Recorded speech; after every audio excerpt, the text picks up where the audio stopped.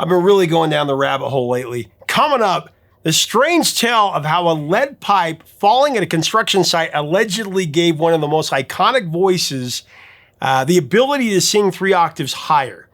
As the story goes, this singer auditioned for an up-and-coming band, but she was initially denied because her range just wasn't good enough. It wasn't there. Then she was at a construction site and got hit in the head with a pipe. When she came to, her range drastically expanded. And she got into the group because of it and had this incredible career. But did this really happen? And if not, why was the story told in the first place? Was there another reason why she was initially rejected? We're delving into another fascinating case of fact versus fiction coming up next on Professor of Rock. Hey, music junkies, Professor of Rock, always here to celebrate the greatest artists and the greatest songs of all time. You know, if you ever tried to stuff as much bubble tape gum in your mouth as possible, you're going to dig this channel of deep musical nostalgia. Make sure to subscribe below and make sure to hit the bell, click the bell so you always get our daily features and interviews. Also, check out more content at Patreon and our merch below. I got to tell you, I've been on this big Mamas and Papas kick. We've done a couple of features on songs by the Mamas and the Papas, you know, California Dreamin' and Monday, Monday, 2 of their biggest hits.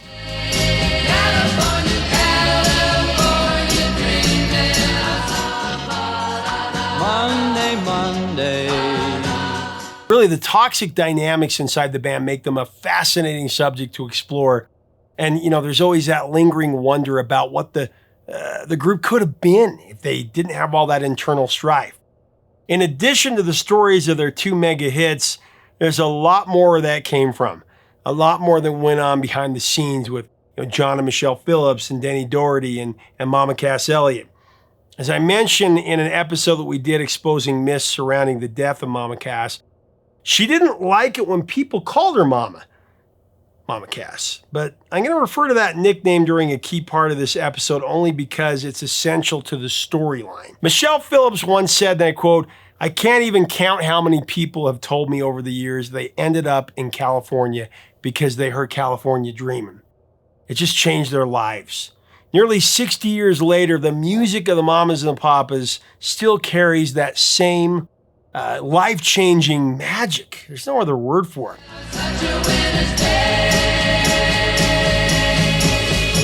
The Mamas and the Papas followed California Dreamin' and Monday, Monday with a string of consecutive hit singles.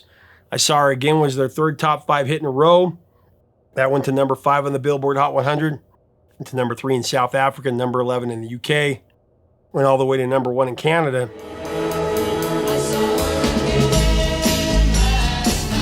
And then next was Look Through My Window, a song that John Phillips wrote during a temporary separation with Michelle. John was convinced that Michelle was so upset at him that she left New York City and went back to home to California. Turned out that she was actually just biding her time in an apartment just a few minutes away in Greenwich Village. Look through my window, yeah. And then there was Words of Love. That was the next single in the Mamas and Papas hit machine. That climbed to number 5 on the Billboard Hot 100, and it went to number 5 in Australia. This John Phillips penned song featured an inspired lead vocal performance by Cass Elliot. Words of love, so soft and tender. Then as the lead single from their 3rd studio album, Deliver, the Mamas and the Papas released a beautiful rendition of Dedicated to the One I Love. I love their version. That was originally recorded by the all-female group The Shirelles back in '59.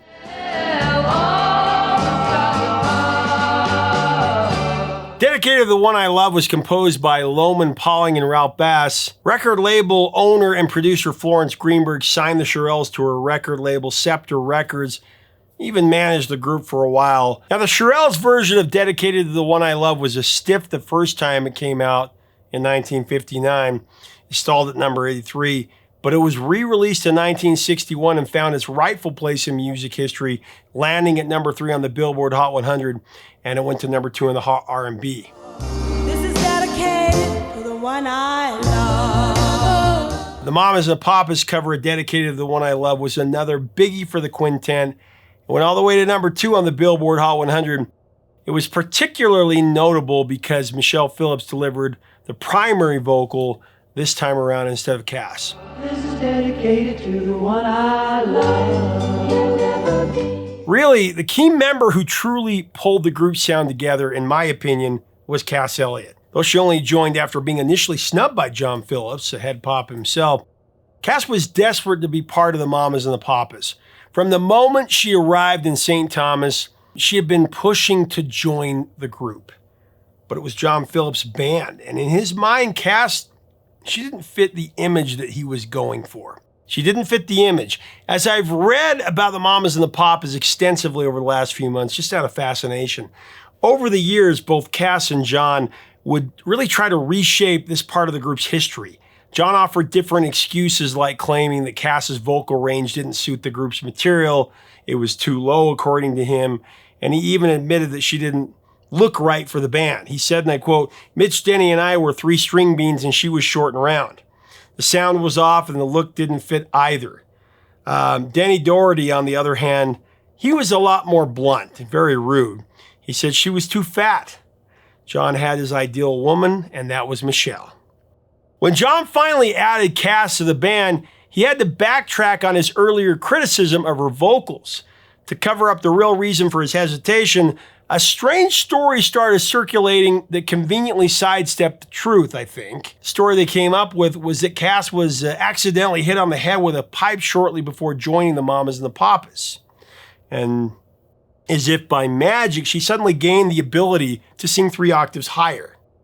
It's crazy. So, like in any rock and roll story, there are 2 differing accounts of this story. Michelle Phillips' sister, Russell Gilliam, revealed that the whole story was actually made up to cover, the real reason that John was hesitant to let Cass join the band, because he thought she was too fat. He wanted the group to be fashioned after Peter, Paul, and Mary. She said, and I quote, "Once they got famous, John, of course, couldn't admit that he had kept her out of the band because of her weight. So they came up with this story about her not being able to hit a certain note, and then miraculously, she was able to raise her voice after she got hit on the head with a pipe."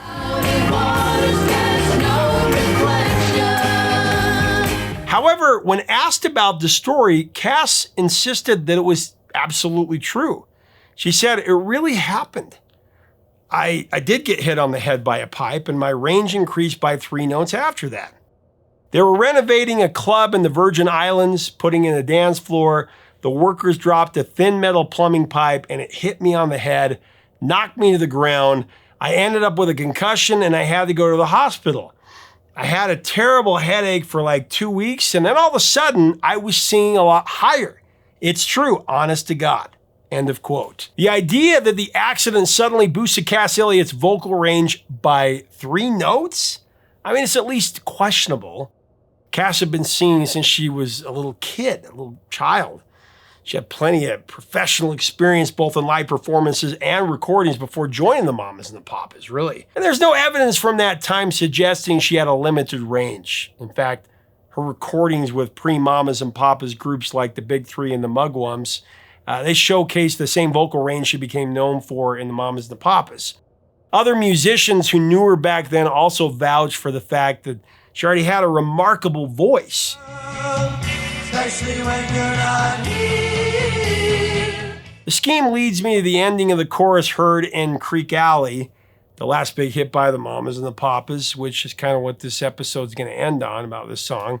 This song, Creek Alley, actually went to number 5 of the Billboard Hot 100 in 1967, kind of their swan song. We're getting kind of itchy just to leave the folk music behind. In Creek Alley, the Phillips lyrics dropped names of several artists and bands from the folk music scene at the time, including Cass Elliot and Denny Doherty, along with Zal Yudnofsky and John Sebastian from the Love and Spoonful, Roger McGuinn of the Byrds, and Barry McGuire from the New Christie Minstrels, better known as the singer of the #1 smash Eve of Destruction, the anti-war anthem written by P.F. Sloan. And remember, he actually sang California Dreamin', and then they erased his vocal. We're on the eve of destruction. The song also mentions key places tied to the band's story. There's the Night Owl Cafe in Greenwich Village mentioned. Michelle Phillips is even referred to by her nickname, Mishy. In the line, "John and Mishy were getting kind of itchy just to leave the folk music behind." John and Mitchie. According to John Phillips, he wrote the song as a way to explain who was who, in the band's history to the man that signed them, the esteemed producer Lou Adler. Working for a penny, trying to get a fish on the line. So, CREEQUE Alley references a club in the Virgin Islands where John and Michelle Phillips' original group, the New Journeymen, spent time during a vacation. The line greasing on American Express cards, that's about that period, when they were scraping by, relying on credit cards to make ends meet. The band was in the Virgin Islands and living off their credit cards, running up balances that they could not and did not really intend to pay. Greasing on American Express cards. And the lyric, Duffy's good vibrations and our imaginations can't go on indefinitely, that refers to Hugh Duffy, the owner of the club on CREEQUE Alley. Duffy later went on to own Chez Shack in Vieques Cayes, Puerto Rico. But keeping out the heat. Duffy's good vibrations and our imaginations. The final line in the song, "In California Dreamin', is becoming a reality. That's a clear nod to their hit song, California Dreamin'. It really marks the moment when the band finally achieved their big breakthrough, moving past the struggles and carefree lifestyle described earlier in the song. And California dreaming is becoming a reality. Okay, now let's go over the baffling line that ends the chorus for CREEQUE Alley. It goes like this: McGuinn McGuire just a getting higher in LA. You know where that's at. And no one's getting fat except Mama Cass. That immediately strikes me as an incredibly hurtful and insensitive lyric. Apparently there was a dual meaning to John's use of the term getting fat. And no one's getting fat except Mama Cass. I mean, it's impossible to ignore the fact that Cass was overweight. That was a big part of why John was hesitant to make her an official member of the group in the very beginning. It sounds harsh, and it was. Now, Cass Elliot, who could weigh up to 300 pounds, often found herself the subject of jokes about her size. And though she smiled through it, and she even poked fun at herself, it still really hurt. She was very private about that pain. Cass's daughter, Owen, shared in the book My Mama Cass just how much those jokes really stung. And no one's getting fat except Mama Cass. As the story of the Mamas and the Papas gets closer to its conclusion, in the fourth verse of CREEQUE Alley, John switches it up to, and everybody's getting fat except Mama Cass. Here, fat takes on a new meaning of prosperity. It's a nod to the idea that while her friends and fellow musicians were starting to see success, Cass was still waiting for a big break. I guess that's better than blatantly singing about her getting fat, but it's kind of still a head scratcher, right? Cass was just as famous as the other three members. I mean, maybe even more so, judging by her solo career that she embarked on after the breakup of the Mamas and the Papas.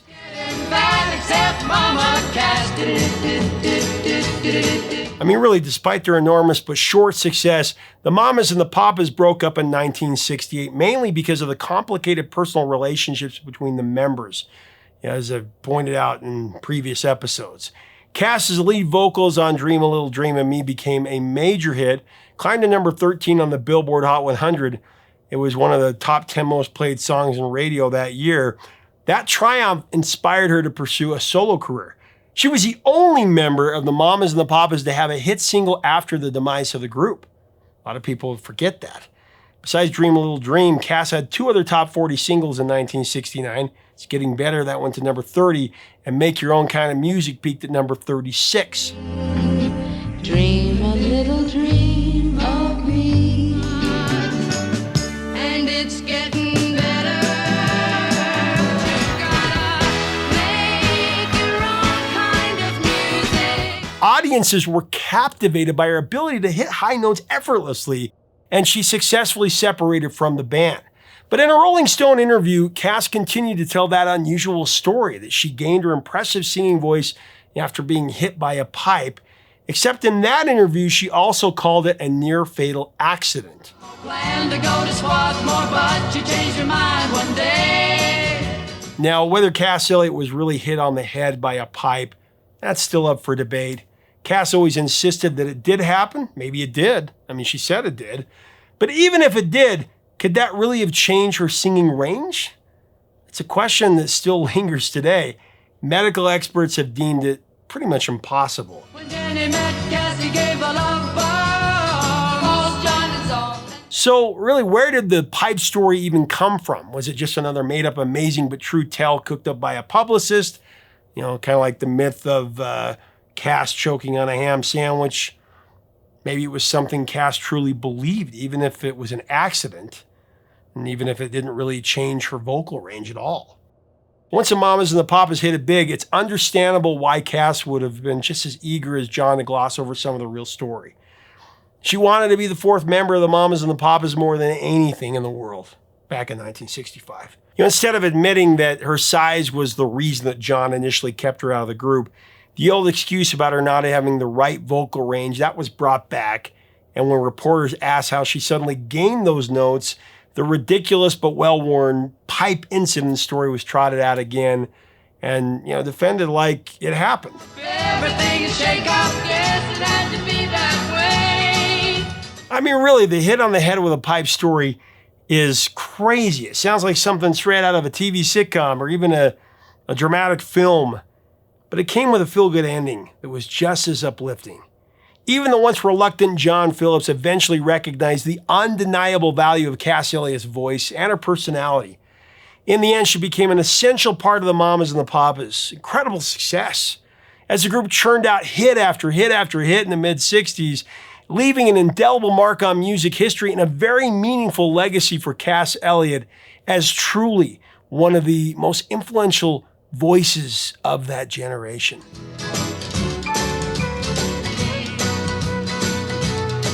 I love Cass Elliott's voice. Incredible voice. What do you think? What are your memories of the Mamas and the Papas? What do you think? Who was the voice that brought them all together? Am I right? Do you think it was Cass? Who else? What do you think about the song CREEQUE ALLEY? If you haven't heard it, go listen to it. California Dreamin', one of the greatest songs ever. What are your memories of the Mamas and the Papas and your thoughts? Excuse me. I've just been so fascinated by their story over the last few months. What would you like to see next?